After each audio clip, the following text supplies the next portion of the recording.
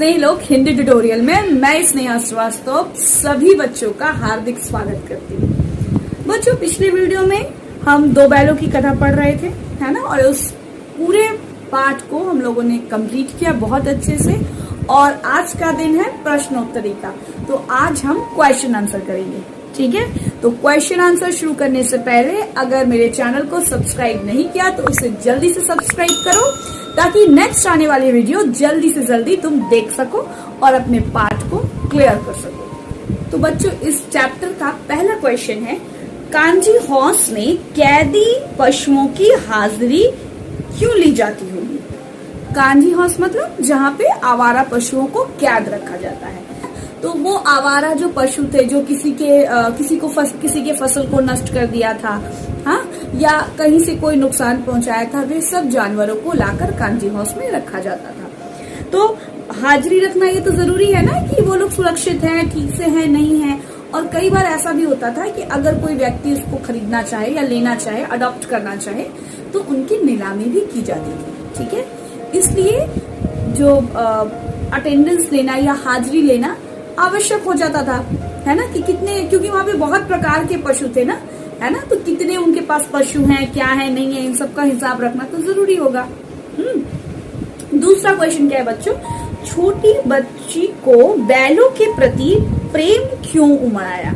है ना, तो छोटी बच्ची और जो दो बैल थे ना कहीं उन दोनों की जो कंडीशन थी, है ना, उन दोनों की जो अवस्था थी वो मिलती थी। कैसे मिलती थी?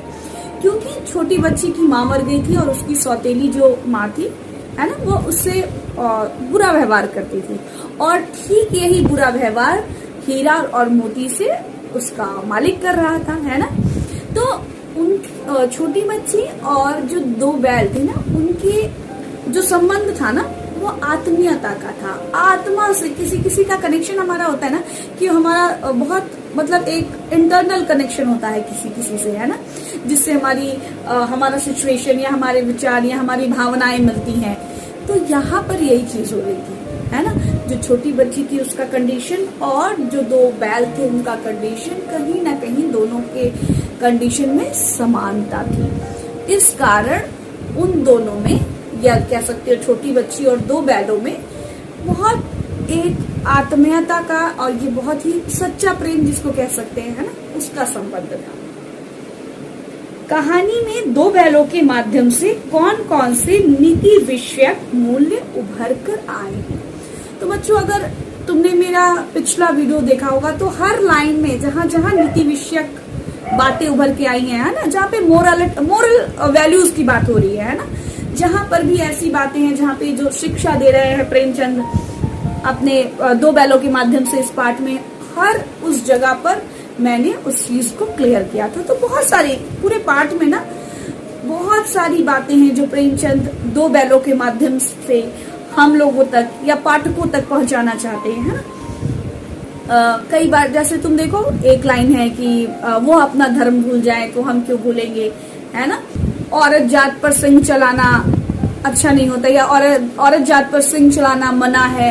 ऐसे बहुत सारे नीति विषयक बात है। अगर तुम चैप्टर पढ़ोगे या मेरा पिछला वीडियो भी देखोगे तो ये तुम्हारा आंसर है ना बहुत सुंदर से क्लियर हो जाएगा।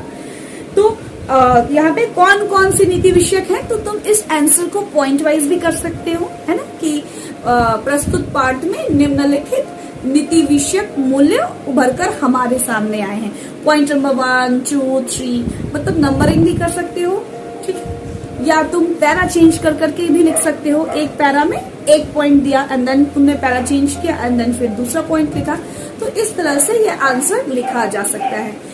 कभी भी कौन कौन से जब भी आएगा कि कितने प्रकार है, कौन कौन से हैं, तो हम उसको पैरावाइज करके या नंबरिंग देकर आराम से लिख सकते हैं। अगर आप नंबरिंग करके लिखोगे या पैरावाइज भी लिखोगे तो निम्नलिखित लिख दोगे ऊपर में, है ना, कि प्रस्तुत कहानी में दो बैलों के माध्यम से हमें निम्नलिखित नीति विषयक मूल्य हमारे सामने उभर कर आते हैं। डैश दिया एंड देन फिर तुमने लिखना शुरू किया। ठीक है, नेक्स्ट क्वेश्चन 4 नंबर, प्रस्तुत कहानी में प्रेमचंद ने गधे की किन स्वभावगत विशेषताओं के आधार पर उसके प्रति रूढ़ अर्थ मूर्ख का प्रयोग न करके किस नए अर्थ की ओर संकेत किया है? इसका भी आंसर पहला जो हमारा वीडियो था, जब हम लोगों ने पाठ शुरू किया था, तो मैंने बहुत अच्छे से एक्सप्लेन किया था। अगर इस क्वेश्चन के आंसर में आपको दिक्कत होती है तो वो हमारा जो पहला वीडियो था, जो फर्स्ट एक्सप्लेनेशन वाला पहला वीडियो था, वो आप देख सकते हैं। ठीक है, फिर भी थोड़ा सा क्लियर यहाँ पर भी मैं कर दूं। यहाँ क्या कह रहे हैं, उसके प्रति रूढ़ अर्थ मूर्ख का प्रयोग ना करके। मतलब जब भी गधे की बात होती है, या आजकल के समय में हम क्या कहते हैं, गधा हमारे लिए सिर्फ मूर्खता का पर्याय बनकर रह गया है ना। अर्थात हमें किसी को मूर्ख कहना हो तो हम कहते हैं गधा है ना, अर्थात वो मूर्ख है।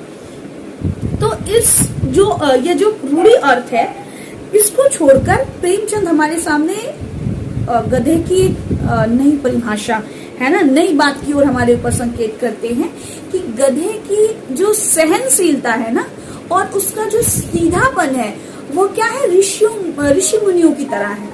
इतना अधिक उसके अंदर सहनशीलता है, क्योंकि वो कभी भी हम वहां पे पाठ में लिखा भी गया है कि हम जितना भी उस पर बोझ डालते हैं, वो कभी भी गुस्सा नहीं करता या कभी भी विद्रोह प्रकट नहीं करता, है ना। तो उसकी जो सहनशीलता है वो क्या है, ऋषि मुनियों के दर्जे की है, क्योंकि नॉर्मल इंसान या पशु में इतना सीधापन देखने को नहीं मिलता, है ना।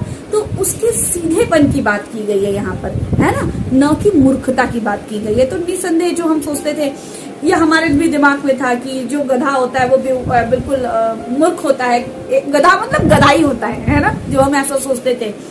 प्रेमचंद ने यहाँ पर गधे की एक नई विशेषता, है ना, ये कह सकते हैं गधे का एक जो नया रूप है हमारे सामने प्रस्तुत किया है। ठीक है, किन घटनाओं से पता चलता है कि हीरा और मोती में गहरी दोस्ती थी। तो बच्चों ये आंसर बहुत सुंदर है, आप लिख सकते हो पूरे चैप्टर में, है ना। चैप्टर के प्रारंभ से लेकर अंत तक अगर हम इसे पढ़े तो ये हीरा और मोती के दोस्ती की ही पूरी कथा है ना। फिर लिख सकते हैं नेक्स्ट लाइन की, निम्नलिखित घटनाओं के आधार पर या निम्नलिखित घटनाओं से हमें पता चलता है कि हीरा और मोती में कितनी गहरी दोस्ती थी, है ना। पॉइंट करके लिख सकते हो, पैराग्राफ वाइज करके लिख सकते हो, एंड पैरा चेंज कर करके भी लिख सकते हो। तो पहला अगर हम उदाहरण, एक नाद में से मुंह निकाल लेता तो दूसरा भी हटा लेता था। दोनों एक दूसरे की बात को बिना बोले इशारों में ही समझ जाते थे। दोनों का क्या होता था, ये कोशिश रहती थी कि ज्यादा से ज्यादा भार उस पर पड़े, सामने वाला या दोनों की ये मतलब वो रहती थी, कोशिश रहती थी कि ज्यादा भार उस पर ही पड़े, है ना। एक फिर कह सकते हैं कि कांजी हॉर्स में जब कांजी हॉर्स में क्या करता है, जब हीरा बंधा रहता है तो मोती उसको छोड़कर नहीं जाता। बहुत सारी चीजें हैं, बहुत सारी, है ना। जब भी वह उनकी जो हर चीजों में दोनों की जो सहमति है ना, या दोनों का जो विचार है, अगर एक का विचार रहता भी नहीं और दूसरा जब वो बात कहता था तो पहला वाला उसको एक्सेप्ट करता है, स्वीकार करता है। तो दोनों की जो दोस्ती थी, पूरा का पूरा चैप्टर ही दोनों की दोस्ती का प्रमाण हमारे सामने प्रस्तुत करता है। ठीक है, नेक्स्ट क्वेश्चन, लेकिन औरत जात पर सिंह चलाना मना है, यह भूल जाते हो। हीरा के इस कथन के माध्यम से स्त्री के प्रति प्रेमचंद के दृष्टिकोण को स्पष्ट कीजिए। तो इस बात पर हम लोगों ने, फिर मैं कहूंगी कि पहले ही बात हो चुकी है ना, लेकिन फिर भी कि प्रेमचंद जो थे ना, वह उनका जो विचार था वो स्त्रियों को लेकर बहुत ही ज्यादा क्लियर या बहुत ही ज्यादा स्पष्ट और आधुनिक था। प्रेमचंद हमेशा अपनी कहानियों में स्त्रियों के उत्थान की बात करते हैं, है ना, उनकी सफलता की बात करते हैं, उनकी आजादी की, स्वतंत्रता की बात करते हैं। और दो बैलों के माध्यम से भी वो दो बैलों की कथा के माध्यम से भी वो अपने इस विचार को बहुत स्पष्ट रूप से हमारे सामने रखते हैं कि लेकिन औरत जात पर सिंह चलाना मना है। कहीं ना कहीं यह संदेश प्रेमचंद पूरे समाज को देना चाहते हैं, है ना, जहाँ पे घरेलू हिंसा होती है या कई बार लोग स्त्री को कमजोर समझकर हाथ उठाते हैं, है ना, या कहीं ना कहीं किसी ना किसी प्रकार का उस पर शोषण करते हैं। तो उन सभी लोगों पर अपनी स्पष्ट और प्रखर लेखनी चलाते हैं और कहते हैं कि स्त्री जात पर सिंह चलाना मना है, अर्थात हमें कभी भी किसी भी परिस्थिति में स्त्रियों पर हाथ उठाना नहीं चाहिए। ठीक है, चलो नेक्स्ट क्वेश्चन पे आए। 7 नंबर है ना, किसान जीवन वाले समाज में पशु और मनुष्य के आपसी संबंधों को कहानी में किस तरह से व्यक्त किया गया है। किसान जीवन वाले समाज में मतलब यहाँ पे क्या बात कर रहे हैं, किसान जीवन के समाज में, है ना, किसानों की बात कर रहे हैं क्योंकि उसमें पशु और मनुष्य का आपसी संबंध किस तरह व्यक्त किया गया है। तो किसान जीवन वाले समाज में किसान और जो पशु है ना, उनका जो संबंध है वो बहुत ही गहरा है ना। किसानों को हल चलाने के लिए क्या चाहिए, पशु चाहिए, है ना, बैल चाहिए, और बैलों को भी उनका एक स्वामी चाहिए ताकि उसकी अच्छी से देखभाल हो सके, परवरिश हो सके, अच्छे से वो रह सके, है ना।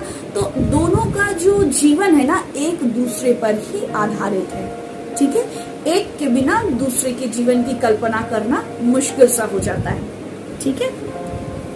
नेक्स्ट 8 नंबर, इतना तो हो ही गया कि 9-10 प्राणियों की जान बच गई, वे सब तो आशीर्वाद देंगे। मोती के इस कथन के आलोक में उसकी विशेषता बताइए। तो हीरा थोड़ा शांत होता है, लेकिन मोती क्या होता है, बहुत तुनक मिजाजी होता है, उसे गुस्सा भी आता है ना। लेकिन इन सारी चीजों के बावजूद उसके अंदर भी जो नैतिक मूल्य हैं, है ना, या जो एक सेंस है, वो अन्य लोगों की तुलना में या अन्य मनुष्यों की मैं कहूँ तुलना में बहुत उन्नत है ना। जब कांजू हाउस में हीरा बंधा रहता है ना, और वो कहता है हीरा कि तुम चले जाओ, है ना, लेकिन मोती क्या करता है, उसको छोड़कर नहीं जाता, ठीक। और उसको छोड़कर ना जाकर वो अपनी सच्ची दोस्ती का प्रमाण देता है। वो बहुत अच्छी और नैतिकता की बात करता है। क्या कहता है, इतना तो हो ही गया कि 9-10 प्राणियों की जान बच गई। मतलब उसने 9-10 प्राणियों को आजाद किया, स्वतंत्र किया, है ना। इससे क्या हुआ, उन लोगों की तो जान बच गई, वे सब तो आशीर्वाद ही देंगे। मतलब मुसीबत की घड़ी में भी मोती के अंदर भी क्या है, आशा की भावना है, वो अभी भी पॉजिटिव है, आशावादी है। और कहीं ना कहीं वो कह रहे हैं कि वो लोग तो हमें आशीर्वाद ही देंगे ना, इतने लोगों की तो जान बचा दी। और कहीं ना कहीं उसके दिमाग में अभी भी है कि वो दोनों क्या होंगे, आजाद हो जाएंगे, है ना। वो तो जो बचकर गए हैं प्राणी वो उसको आशीर्वाद देंगे, और हो सकता है उसके आशीर्वाद की वजह से ही कहीं ना कहीं दोनों जो हीरा और मोती हैं वो क्या हो जाए, मुक्त हो जाए, ठीक है। तो इस मुसीबत की घड़ी में भी मोती के द्वारा यह कथन उनके आशावादी होने का प्रमाण सिद्ध करता है, और ये हमें बताता है कि उनमें मनुष्य में ही मनुष्यता नहीं होती, जिसको कहते हैं ना मानवीय गुण, ठीक है। यहाँ पर 2 बैलों के माध्यम से प्रेमचंद ने बताया है कि उनमें भी मानवीयता होती है। मतलब उन मनुष्य को जो प्रेम करते हैं, जीवों को जो प्रेम करते हैं, है ना, उनके भी अंदर कहीं ना कहीं वह प्रेम, वो नैतिकता, वो विचार, है ना, 2 बैलों के अंदर भी है। अब 9 नंबर आ जाइए, है ना। 9 नंबर में क्या है, आशा स्पष्ट कीजिए। आशा स्पष्ट करने का मतलब कि जो वाक्यांश दिया हुआ है उसको आप स्पष्ट करके लिखिए। मतलब उस वाक्यांश का अर्थ क्या हो सकता है। तो पहला नंबर है क नंबर, अवश्य ही उनमें कोई ऐसी गुप्त शक्ति थी जिससे जीवों में श्रेष्ठता का दावा करने वाला मनुष्य वंचित है। तो इसका आशय स्पष्ट करने को कह रहा है ना, कि ये लाइन कब लिखा गया था, ये लाइन उस समय लिखा गया जब दोनों जो हीरा और मोती होते हैं ना, एक दूसरे की बात को बिना कहे ही इशारों में ही या नजरों में ही एक दूसरे के समझ जाते थे, है ना।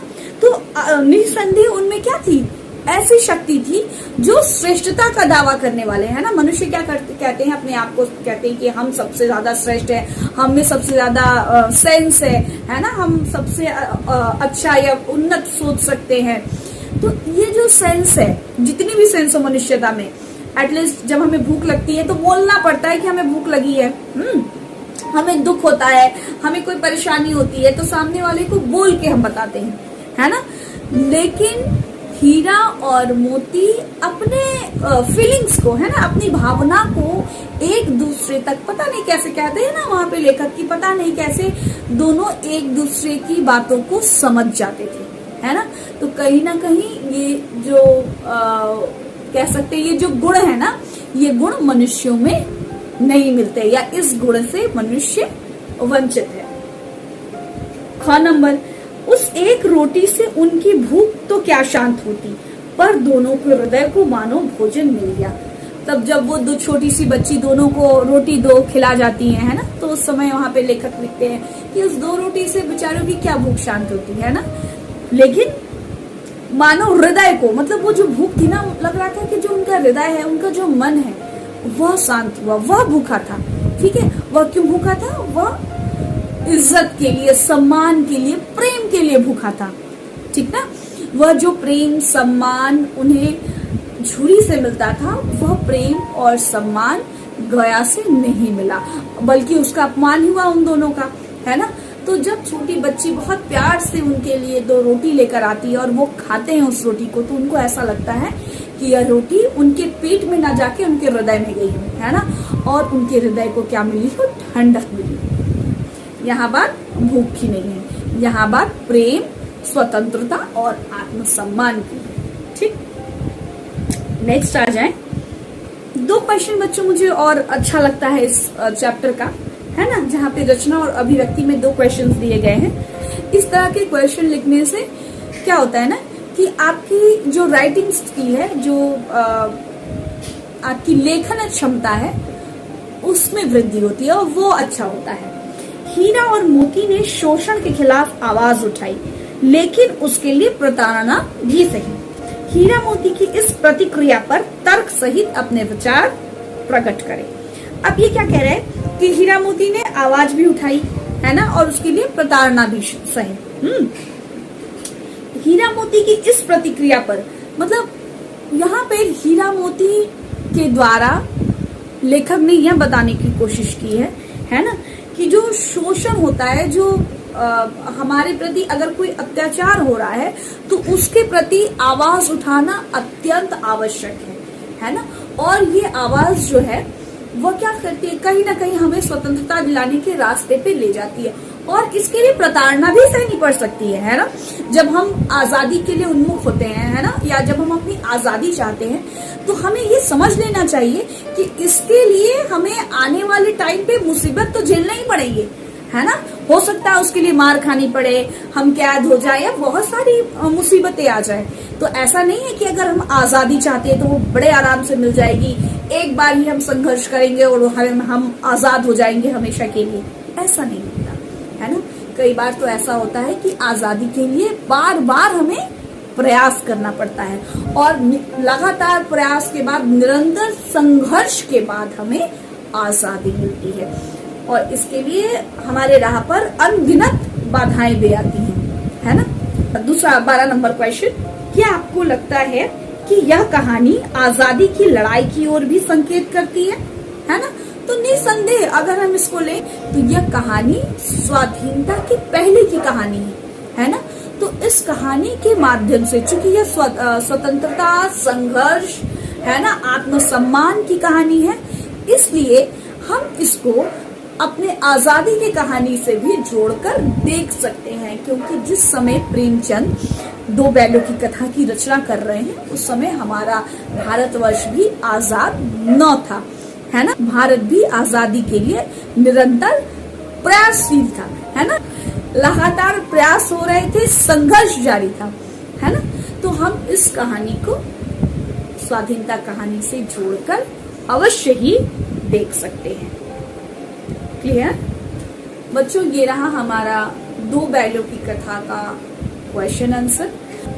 बच्चों, अगर इस चैप्टर में कोई भी दिक्कत हो, कोई भी परेशानी हो, या कुछ न समझ में आया हो, तो कमेंट करके मुझे जरूर बताएं, है ना। आपके प्रॉब्लम का समाधान करना ही मेरा कार्य है, ठीक है।